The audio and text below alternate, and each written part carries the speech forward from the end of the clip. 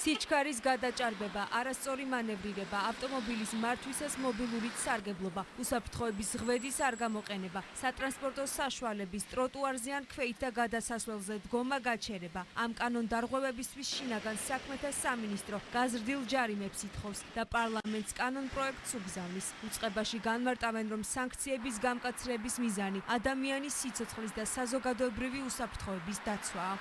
ჩვენ გავანალიზეთ თითოეული ეს ასე ვთქვათ სამართალდარღვევა სტატისტიკა და პრაქტიკა და იზრდება ისეთი ტიპის სამართალდარღვევებზე ჯარიმები, რომლებიც ყველაზე მეტად დაკავშირებული იყო მოქალაქეების დაშავებასთან და გარდაცვალებასთან. აღნიშნული ცვლილებების მიზანს წარმოადგენს საგზაო უსაფრთხოების უზრუნველყოფა, ჩვენი მოქალაქეების უსაფრთხოების დაცვა იმ ფონზე, რომ საქართველოში მნიშვნელოვნად არის გაზრდილი მობილობა, გაზრდილი ავტომობილების რაოდენობა. პატრულ ინსპექტორები, რომლებიც წესრიგის და საგზაო უსაფრთხოების დაცვაზე მუდმივად ზრუნავენ, რეგულაციების გამკაცრებას ეთანხმებიან და მიზეზად გახშირებულ ავტოსაგზაო შემთხვევებს ასახელებენ. ყოველდღიურად აქტიურად ხდება სამართალდამხმარებელი მძღოლების გამოვლენა და მათ მიმართ სამართლებრივი ზომების გატარება. მომზადებული საკანონმდებლო ცვლილებები შეამცირებს ავტოსაგზაო შემთხვევების რიცხვს და კანონდამხმარებელი მძღოლების რაოდენობას.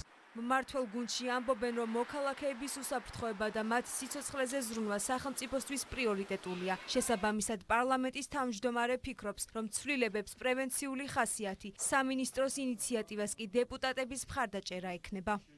ჩვენ ვცდილობთ, რომ შესაბამისი ანალიზის საფუძველზე ისე მოვარგოთ ნორმა არსებულ გამოწვევებს, რომ შეასრულოს პრევენციული როლი. იმიტომაც ქვია სამართალდარღვევა, რომ ის არ უნდა ჩაიდინოს ადამიანმა და იმისთვის, რომ არ ჩაიდინოს, მნიშვნელოვანი არის, რომ პრევენცია, ანუ სანქცია სამართალდარღვევაზე იყოს იმდენად ადეკვატური, რომ ადამიანს არ უღირდეს ამ სამართალდარღვევის ჩადენა. ჯარიმა უნდა იყოს იმდენი, რომ არ ჰქონდეს ადამიანს უნება, რომ დაარღვევს კანონში გადახდილი ჯარიმით თითქოს პასუხისმგებლობას მოექცეს. პირველ რიგში ყველა ცვლილება მიმართულია, რომ ავანებდეს ავარიები და შესაბამისად ვიზრუნოთ ჩვენს ქვეყანაში ადამიანების სიცოცხლისა და ჯანმრთელობის უზრუნველყოფას. სამწუხაროდ სტატისტიკა არ იცვლება და წელიწადში დაახლოებით 400 თუ მეტი ადამიანი არის გარდაცვლილი ავტოსაგზაო შემთხვევებიდან და ათასობით დაზიანებული და შესაბამისად, როდესაც ასეთი სტატისტიკა გაქვს, ბუნებრივია, რომ აბსოლუტურად რელევანტურია გამკაცრება იმ კანონმდებლობის, რაც არსებობს.